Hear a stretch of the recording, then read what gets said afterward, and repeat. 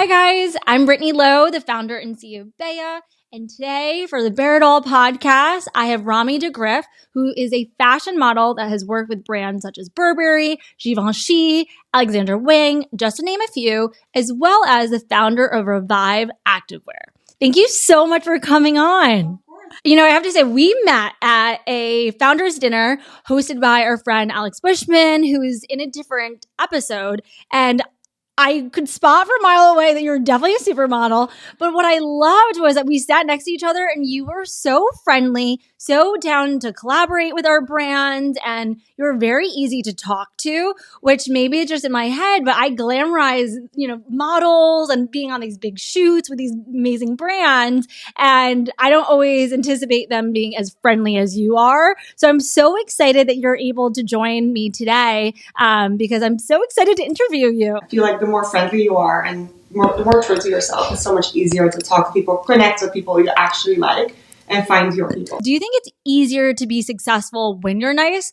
Because there's a lot of people that you hear that are super successful and not very nice. When you start, you cannot be you cannot not be too open to other people, because of course we all know if you're too open, people are going to take advantage of you. True. And I do think even in the founder world, you see a mix of personalities. But let's go into, because how did you get started with modeling? Like, how old were you? A scout came up to me and I was like, oh, I'm not sure if I would want to do that. Or they were trying to scout us for it together, basically. For me, my sister, which would have been really fun, but she was never interested. Was that in New York City? I was in Amsterdam. Wow. It was exciting at the same time. So my mom was like, you have to finish your school a little bit more and then you can give it a try. So once I was I was 15 years old when I moved to Paris. Wow. As I'm at Elite Worldwide in a society in New York City. And then I moved to Paris for a solid 2 years, I think, and then a lot of jobs in London, Madrid, Italy, and then I moved to New York when I was wow. So you were a world traveler before most people even start college. Yeah. That's insane. And so you moved to Paris, you're in New York, you're doing all these shoots, but there's a difference between modeling and modeling for the top brands in the world. What was your big break with working with one of these top brands, and which one was it? I got really lucky that once I was 16, I recently got me right away, and then Chanel Beauty too. So it was I really feel like the first one is the hardest to get, and then afterwards it's this domino effect of people seeing you more, and then you're starting to book shows and doing bigger shoots for bigger magazines and stuff, which really helps building you up. Wow. So Dior and then Chanel, no big deal.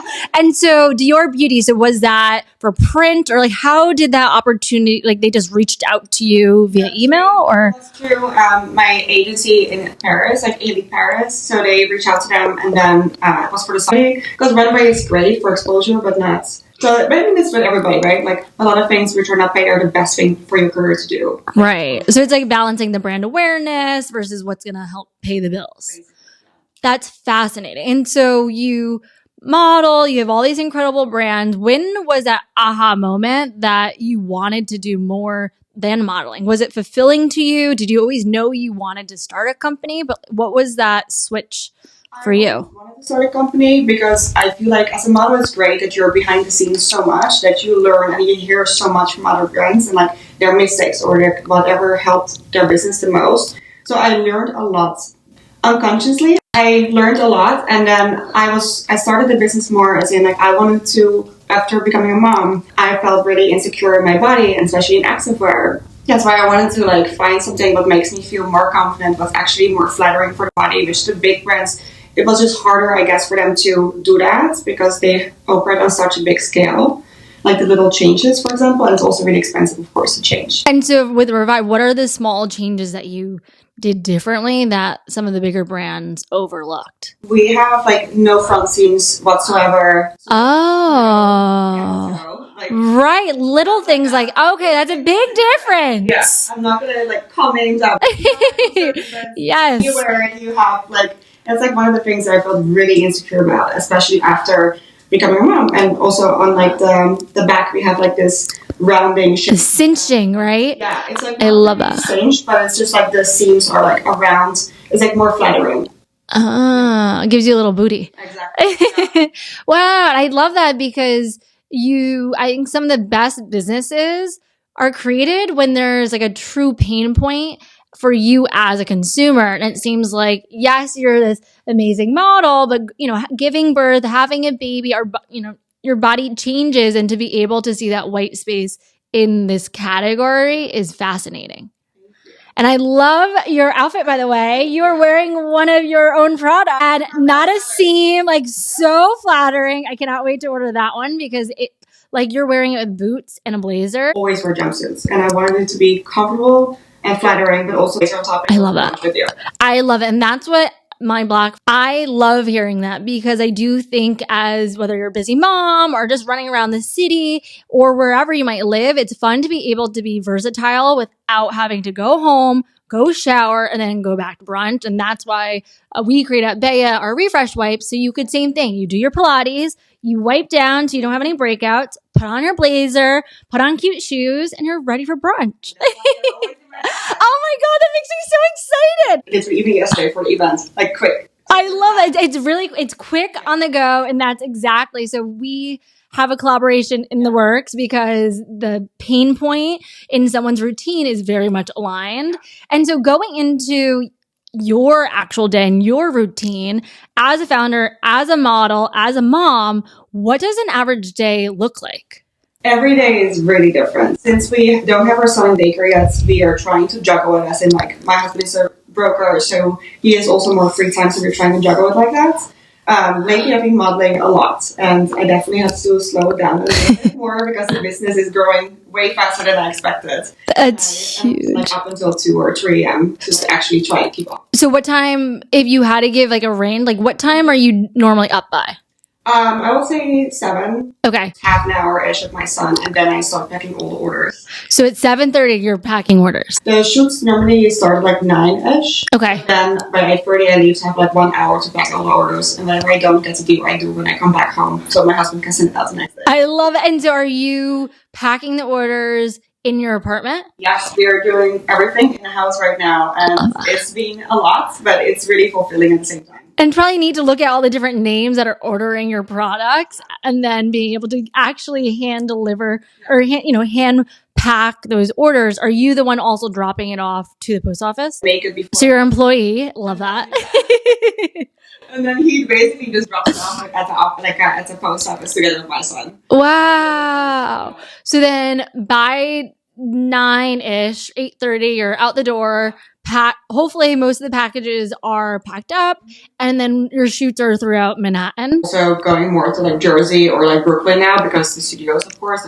Cost. I mean, we all know inflation is happening. Yes. So it's definitely more of a travel sometimes now. But then by 6 or 5, I should be done, and then I come home. And then wow, so it's a full day. Yeah. So like 9:30 to 5-6 p.m. It's shooting. And so what do you pack in your bag for a shoot? Your wipes for sure. 6 hours a day, like if it's for clothing. You don't want to leave the marks from your everywhere. That's why I love them too. Like it's like a quick wake up, or like a quick refresh, and nothing gets dirty when you're wearing different stuff. Especially like black items, of course. Fair. And so do you ever, like naturally you're a pro, you've been doing this since 15 years old. So, and now you're 27. So you've been doing this for over a decade. Do you show up and you're ready to work, get your hair and makeup, and you just crush it? Because when I look at photos of you in the magazines, in print, you look super confident, but do you ever feel insecure or uncomfortable when you are at a shoot? First time with them, it's always trying to find the balances in what do they really want from you. Some of them, they're really open and saying, okay, we want this and this and this from you. So it's easy to follow along. But if you, for example, if it's your monthly time and you have monthly shooting, it's not always that fun. So like little things like that, it makes you just think more, as in like your routine in the morning, what to change. And yeah, that's interesting. And so is there like before you start, is there like do you do like a meditation? Like how do you, if you are showing up to shoot, maybe it's that time of month, or maybe it's a really big brand that you haven't worked before with, like what do you do to like channel that confidence to ensure that you do a really good job? Shoots. I use like this, it's like this face massager, it's like vibrating, so it's like less puffy during the day. I love that. Summer, it's great. But yeah, so I need to buy that. Have like a little routine like that, or with like an ice roller even, because if it's like super close, like literally this in your face, I tend to get a little bit more nervous. Yeah. Because, like it's every little imperfection, it's going to be on camera. So. Wow. And is there anything that you tell yourself, like, you're going to do great? Or is there, like, do you, text your husband? Like, is there anything where I know, like, sometimes I'm very in my head, and sometimes I love going to a workout, but sometimes, like, I'll call my mom and be like, I'm freaking out, blah, blah, blah. And she's like, take a deep breath, take a sip of water, you're going to be fine. Is there any, like, what do you do when you have an SOS? Oh my gosh, this happened, or like it's good or bad news, doesn't really matter, but like, sometimes we get overwhelmed, because, like, especially as a business owners, you get thrown different things. Yeah. So, like, the other day, I was totally freaking out at the photo shoot, because we were getting like 80 orders at the same time. Yeah. And I was like, that's great, but now I have to like mix it. And that has been, I think, the hardest and the most insecure thing about how to balance it with modeling as a mom and the business. Yeah. That's been definitely the hardest thing for me. I can imagine, because you're trying to do a really good job at the photo shoot where you personally are, but then you also know the stress coming in, knowing that you have a lot of work after your work day is done. I need to shut off, basically, like my phone or something during the photo shoot sometimes. And I always ask the clients, of course, like, can I take one step away? Or like, just at lunch, really quickly, can I fix this? Or, like, can I hire someone to actually help me? Right. It was like way more intense, but yeah. That makes sense. And so in terms of the modeling shoot, so it's funny because, so this is a question that I always wonder. When you're at a shoot, so you said water. Some people say that like water bloats you. And so do you eat breakfast before a shoot? Do you wait? Like, what do models eat for a photo shoot? It depends, honestly. If I know it's going to be a location shoot, I always eat something before. But often when it's not a location shoot, as in it's in the studio, they often have snacks or food. So I have learned every time I did eat breakfast in the morning, then I'm going to come to set and everybody's going to have this amazing breakfast. And I just eat before. So I learned, like, with photo shoots, like, if it's in the studio, just do not eat and just have coffee in the morning and water. And I feel like water doesn't bloat you. It's, of course, that people drink too much caffeine, which I'm guilty of as well. Really guilty. Same. My husband will attend this, and he will literally say, like, you are drinking energy drinks just to, like, keep up. And I was like, you need to calm. Like, you all have that one thing. So generally just coffee and water. So hydrate, get in the mindset, and then you're relying on the snack, like on the food that's at the studio. And do you bring any like favorite, like go-to snacks or anything? Big fan of like nuts lately for some reason, because it really fills you up, and like in between the day it's also easy. Yes, easy to pack. So I definitely want to like find like a little brand that have like smaller packages for you to like bring it easier. But yeah, honestly, like I don't bring that much because in New York City everything is so close by. True. If I want something, I just hop out or like ask someone to get something. Or set too. But often people on set they always treat you really well. Wow. Okay, so finally my question has been answered. Okay, that's very exciting. I'm like, wait, they always look great in photos. So like, what are they eating? What are they doing? But lingerie shoots, I will literally make a celery juice before. Okay, and you're drinking that, and that's gonna hold you over until the photos are done. And then, no, I'll still eat during it, but then I will like slow it down on like carbs, for example. Okay. I'll get like bloated during the photo shoot. Also, energy levels wise, I feel like it's when you have too much carbs, you crash faster, right? Or too much coffee or something. But yeah, for lingerie shoots, I will definitely have like a celery juice just to like de-bloat, basically naturally. Oh, I need to buy a celery juice. Okay. Way to do it. Wow. Okay, so celery juice. I have to get a face lymphatic drainage tool. Even a gua sha works. Gua sha, okay. But it just like makes you feel lighter, even during the day too. Like sometimes you wake up puffy. Yeah. And we all have that. We all those days we eat some salt or drink much alcohol or whatever. Right. So don't get enough sleep. Okay, and for my wedding, I'm like, okay, I'm gonna do the lymphatic drainage. I'm gonna drink my celery juice. Have some nuts in my bag. Some Bayo wipes. Okay, cool. Exactly. And so you wrap up, say at 5 to 6. You go home, and then what? Then lately, if I come home like after 7, we just pick up like Naya or Kama or something like that, and then we just eat like a healthy bowl like that. Or I make sure I cook for like, the next 2-3 days at home, like a meal prep. Meal prep. Wow. And then after dinner, is that when you finish up your your orders? Yes, the business one, but also my personal page. Like, yeah. Yes, because you are an influencer on top of all this and you have a large following. And then separately, you have Revyve's community as well. And so my first question is, how do you balance them? And then two, did you have a community before you started Revyve? I did. I did, and that's why it definitely helped with growing Revyve's account as well. Like when we started, like literally 1 year ago, I was collaborating on posts a lot with my personal and Revyve to get more views, basically. Smart. And that way we got more followers. Not personally, like orders right away, because we started with a strategy as in just pre-orders only and see if people actually order it. If not, we're not gonna waste our... Before you designed or created? So we put it online, especially my husband too, because he was like, it's a lot of money. Yes. And as you know, yes. Some product market fit. It's a sign, we should just do it. And then we started slowly like picking up, and every month we grew at least by 20%. Wow. And so were most of your customers followers? Even like last week, we do a lot of pop-ups in workout studios, and someone came there and literally said like, oh, I've been following you for like, I think 9 months now. And I've been wanting to buy this jumpsuit, the one I'm wearing right now. Wow. And she was like, I just haven't yet because, you know, like it's online and it's hard to know what your size is or feel. That's why we do a lot of pop-ups in person too, so people can feel it and try it on what their size is. So tell me more about these pop-ups. Are you reaching out? So again, like you having a follower, being an influencer, I can imagine you have strong network, or there's a way that you can leverage your community when pitching a studio. But like, where are these like, how do you go about starting a pop-up? We started by just reaching out to my favorite studios and be like, hey, can we go for a pop-up and like hand out free energy drinks or other drinks that I like to partner with other brands too, so it's a win-win for everybody. Yes. And then they can just try a new brand too, which is always fun for their community as a studio too. Right. And we offer 20% off in person and they can try it on too. So like, and of course I'm like, when I reached out for the very first time, I was like, I will post you on my Instagram too. And you know, like trying to leverage that a little bit, but it definitely got the door open for this. And now studios come to me as in asking, please come by, or like, you know, sure.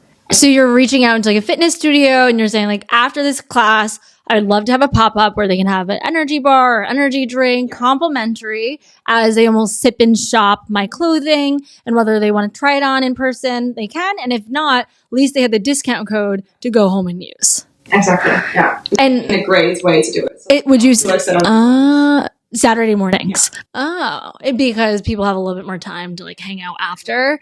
And would you say that's your like highest converting activity or piece of the business? It definitely started, as in once we started, it's hard to get new customers, of course. As yes. Nobody trusts you yet. You don't have the brand awareness yet, or the trust from people like even making UGC naturally because they actually like the brands. So like once we started doing that, we definitely got more people to look at the brand and be like, oh wait, I've seen them in person too. I felt the material, just haven't bought it yet. And then they come afterwards or something. Yeah. And how many times do you feel like your customers have to interact with your brand or see it before they're making a purchase? It's definitely going way faster than before. Like even this summer, I think we made last month and this month we made like double than we made like. Wow. So like it's been growing really fast, which I'm really happy with, but also stressful because I'm like, I need to keep up with the growth. Right. And like new colors, people asking me, begging me for like to bring the short version back and everything. It's a lot of requests.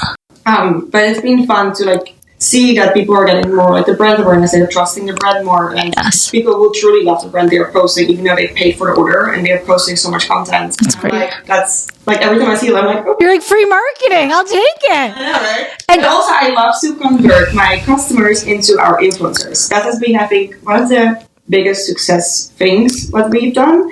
Like every time I see like someone who really truly loves the brand and posts so much about it and they paid for it, I'm more than happy to like choose them as like an influencer, for example, for a new drop, and see if that goes well. Because often, like many people really love your brands, it like gets converted so much more than anything else. I agree. So you're basically looking at who's purchasing with their own dollar your products, maybe posting and showing how much they like it or how they're utilizing, maybe going from a workout to brunch, posting about that video. And once you see that, that's when you'll offer to repost their video, send them more products. It's like a fitness trainer or actually like an influencer already. Like I see the orders because I'm packing them myself. Wow. And I'm like, wow, you're ordering my brand. Like, wow. And are these big influencers your friends? No, these I don't know. Wow, that's fascinating. Yeah, that's why sometimes I'm like, ooh, hopefully that's going to turn out to something good. Yes. And when you say that you listen to your customers about wanting shorts or wanting this or wanting changes, what does your production look like? Did you hire a designer? Like, how did you even find someone to make your vision a reality? To go to college, as in like the FIT basically in Amsterdam. It's called Amphi. Okay. So I was supposed to go there, and then we didn't do it because I went modeling instead. But I always had a thing for designing, and I was always drawing. I draw everything myself. I sketch it. Wow. And I used to make my sister's prom dresses as well by hand. So you know how to sew? So for sure, because you need to be super, super precise as well. But yes, that's why I was sketching it and just sending it to designers and having them like send me different materials and be like, okay, now I want this. I want it to be like slightly thicker or like slightly thinner. Like, and even the colors, the lighter colors, we don't see any sweat stains. Oh, that's a big pet peeve of mine. So like now, even the brown one, people are ordering it already like crazy because they know with the pink one we had no sweat stains either.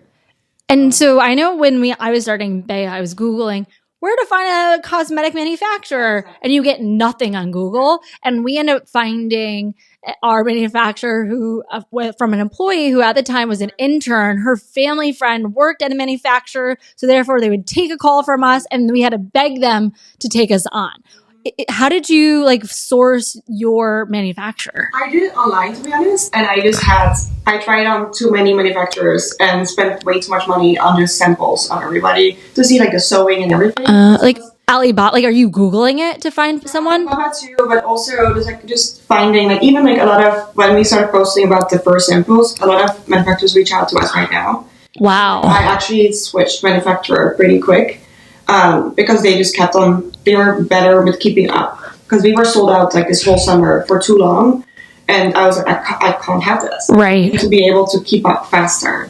So like now our new manufacturer is like way better on their feet. That's important, finding that right partner. And is in beauty, there's pretty big like MOQs, which is like minimum order quantities. How much is stuff for you? Anywhere. So for packaging, it's generally 10,000 units per SKU. So if you're doing, one that says you're a medium shade, another one, it's different SKUs. So it could be the bottles, the tubes, the different caps, like all 10,000.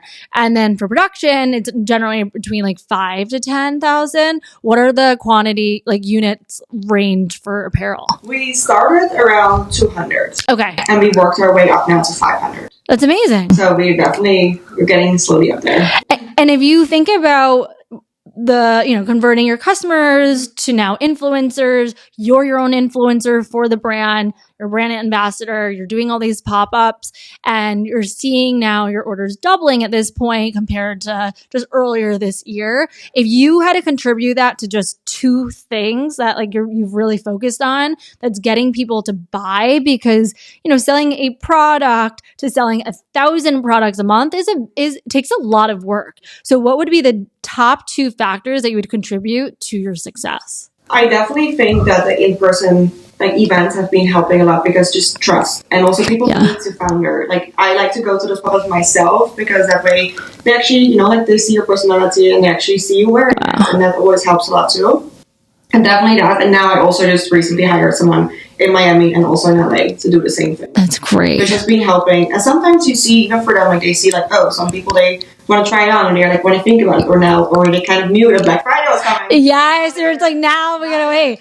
Oh yeah, true. That makes a lot of sense. You were behind this. Wow. I mean, Instagram ads a lot. Oh, you've been doing Instagram ads. Yeah, I definitely know that people say it's good or bad, but for us it has been great. As in just seeing it, and for me, I knew certain models already or influencers, so I just give them hope and they will post. But you never know with guarantee. Right. Because it's not a guarantee, And I also don't want people to post when I don't truly love the brand. Yes. I'd rather have it to be authentic. And are you creating your meta ad strategy yourself, or did you hire an agency? No, everything myself. Okay, so this makes sense. Okay, so we model all day. You come home, you have your kava, your naya with your family, you're packing orders, and then you're working on all the business development. Yeah, exactly. And you're doing all this while literally not having a single blemish on your face. You're radiating. Your hair is so thick and gorgeous. So let's talk about your beauty routine. So what are your, like, whether you're bringing on set and it's your tools, like what are your main like go-tos when it comes to skincare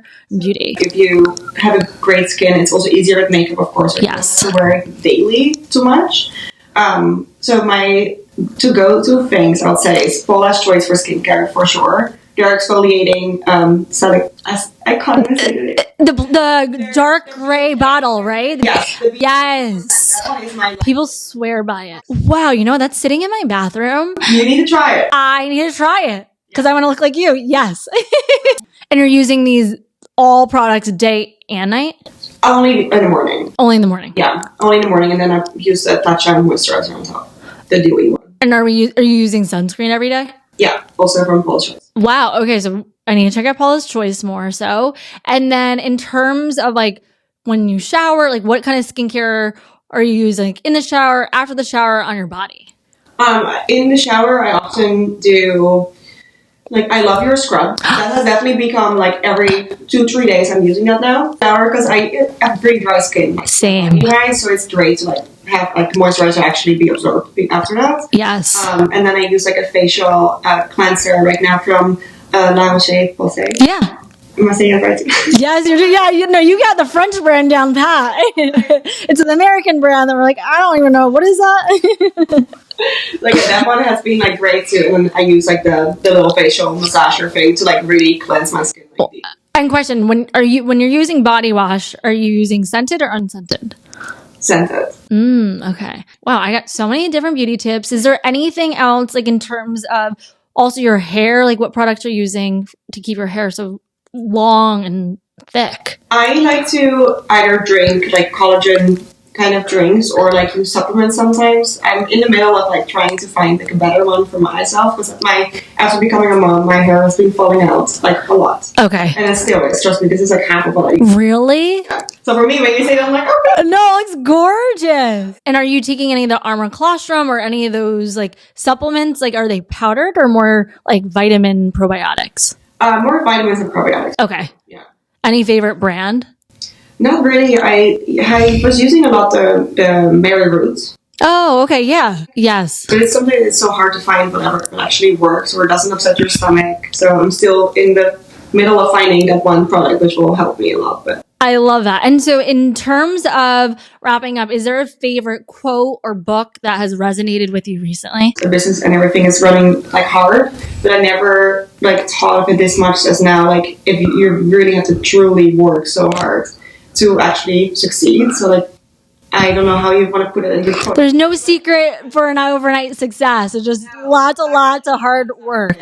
Even now, people are like asking me like, "Oh, how did you do this in just 1 year?" I was like, "It's a lot of work, hard work," and people don't see that because that's not what we show on Instagram. Right. We only show the pretty polished version, but not you at 2 a.m. doing your emails and figuring out your next up. Yes, that makes sense. And then my only other question that I forgot to ask you earlier is that you mentioned, so you started your career much earlier than most. Most people graduate college 21, start their career then. You started at 15. And you ended up pursuing your modeling career over going to that fashion school in Amsterdam.